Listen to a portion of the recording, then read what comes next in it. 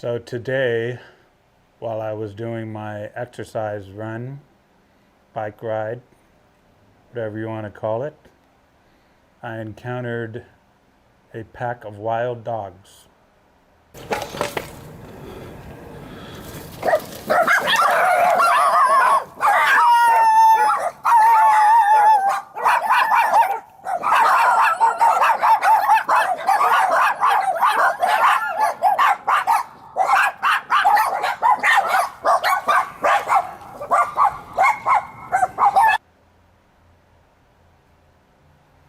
And if that wasn't enough to make the day worthy of note, I also managed to witness an accident.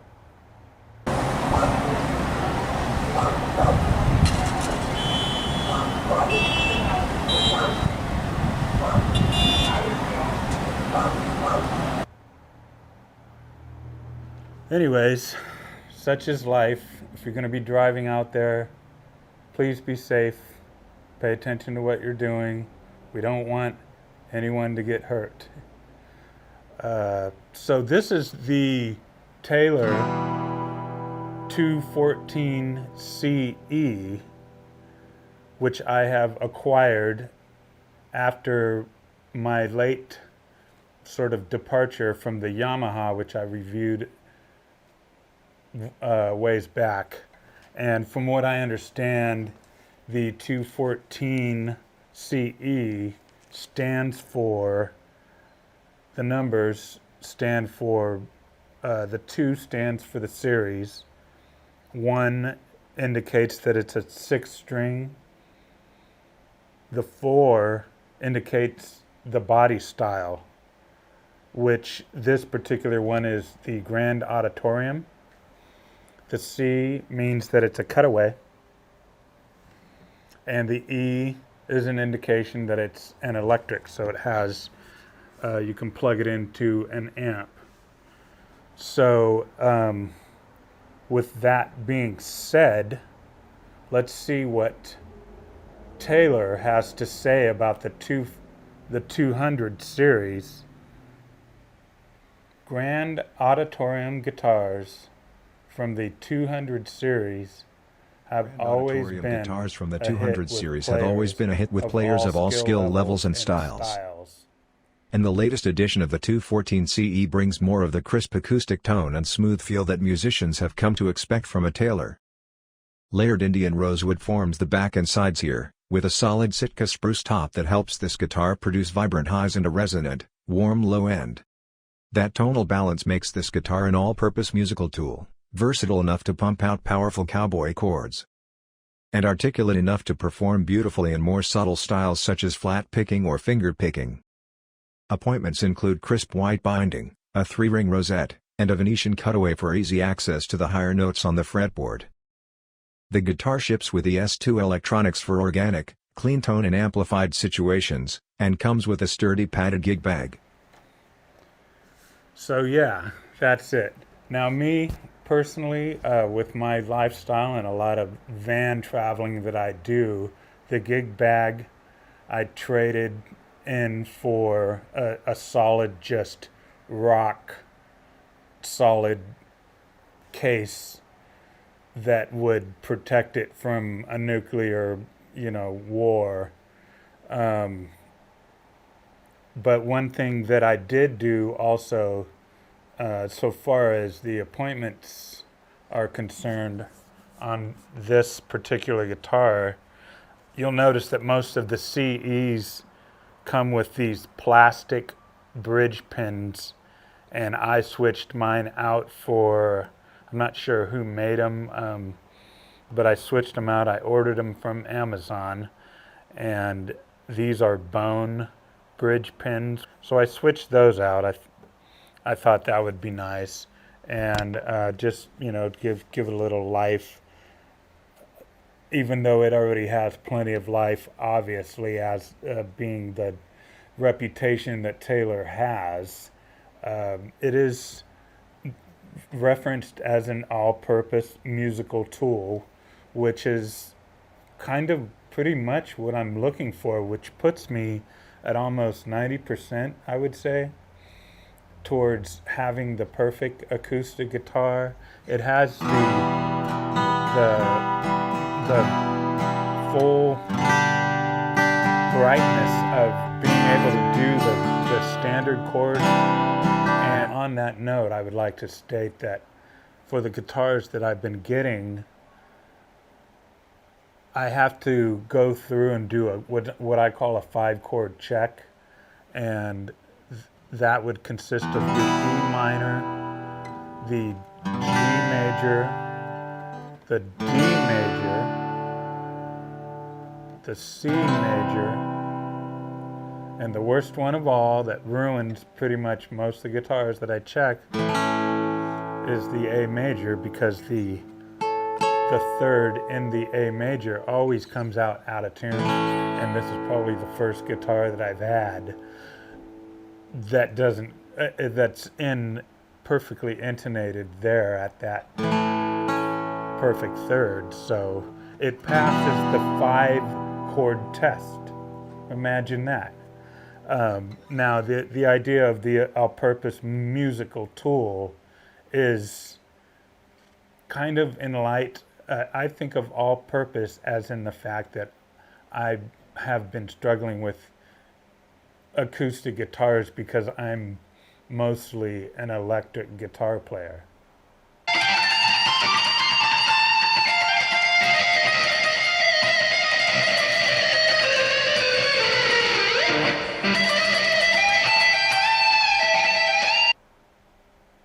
So what that means is every time I get an acoustic guitar, I want to start doing I want to be able to mix doing the kumbaya playing and all the wonderful chords that acoustics are known for. But when I'm practicing and I don't want to set up the amp and I'm on the couch doing, my guitar playing, I want to be able to study chords.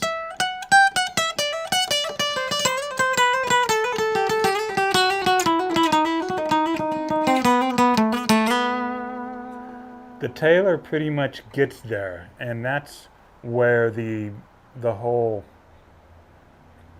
I've seen the acoustic Sonic. I don't know how I feel about getting one of those yet, because I really want that acoustic guitar because I like to play songs, but so far as my lead guitar playing, that I'm not getting the best of both worlds in most of the guitars that the acoustics that I encounter, because the strings, when they're set up with heavy gauge strings, even the lightest gauge strings I think are 10 to 47, they feel, when you're going down,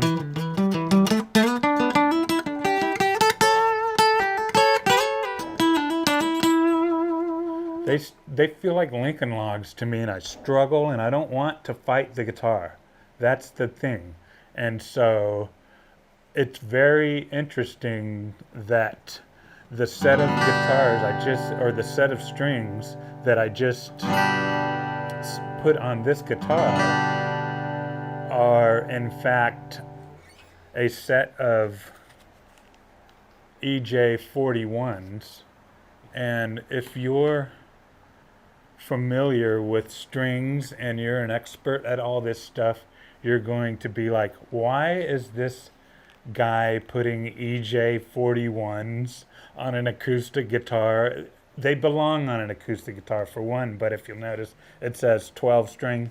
Well, this is the first set of guitar strings that I have found that have, these are ultra light gauge, and they go from 9 to 45 as opposed to 10 to 47. So what I did was I took out strings from this pack, 4 of them. So I got the 45 up here, but then on the last 2, instead of the 9 and the 13, I bought a single 14 and a single 10. So I switched out, I'm mixing guitar strings from different packs in order to get what I want. So I have the lightest gauge possible while still having the effect of an acoustic guitar. They're phosphorus strings, but I'm able, for the most part,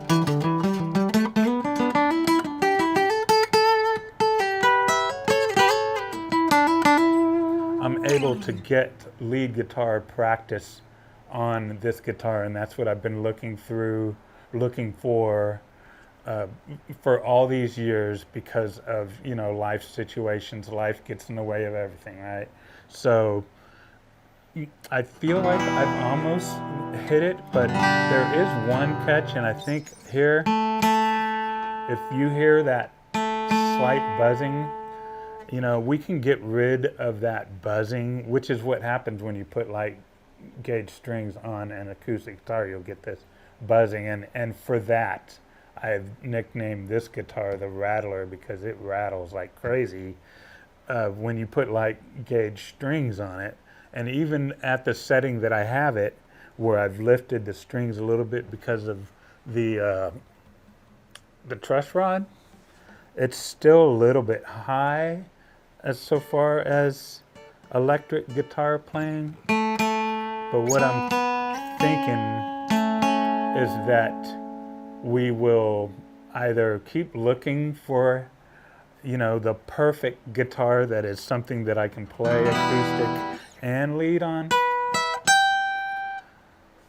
or I'm thinking that I've seen some of these YouTube channels where they do work on the bridge bone right here and the nut, and from, you know, my understanding is that from here to here is kind of like a V. So if we can adjust how the strings are relating to the neck by either raising the nut or lowering, or raising the bridge part or lowering it, we can adjust it. A professional can adjust it to where maybe I can have this thing set at my perfect height, and then voila, all my acoustic guitar woes will have come to an end. For now, I feel like I'm 90% there, like I said, but we still have buzzing, and then this part right here is just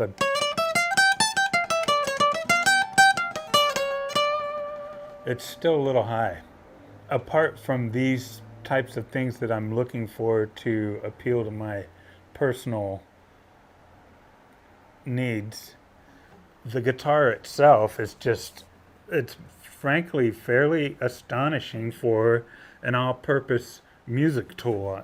As you can see, the back is quite nice. It's layered Indian rosewood, and you can see that it's got access for the plug-in so that you can plug it into an amp. It's got the strap holder here. You've seen plenty of guitar players that have to use a rope and they put it around the neck. So here they put it right up on the base of the neck, and then you can see it, maybe or maybe not, you can see that, you know, as you play in it, it kind of like, it will, your finger work will work into the rosewood. So that's kind of, it records your years of practice. These shiny, these highlight spots will probably increase over the years the more you play it. So that's always kind of a neat feature that you see. The headstock is another feature that I liked over the Martin, because the Martin is just like a square, and I like the way that there's curves and it kind of comes out, so it gives an aesthetic sort of appeal to the overall look of the guitar, as opposed to just having a square at the end of the neck. So I like that. The locks are, or the tuning keys are outstanding. this thing stays in tune better than any guitar I've ever played. So we have ourselves a tailor-made guitar, tailor-made for the all-purpose musician, which is what I hope to be someday. Until next time.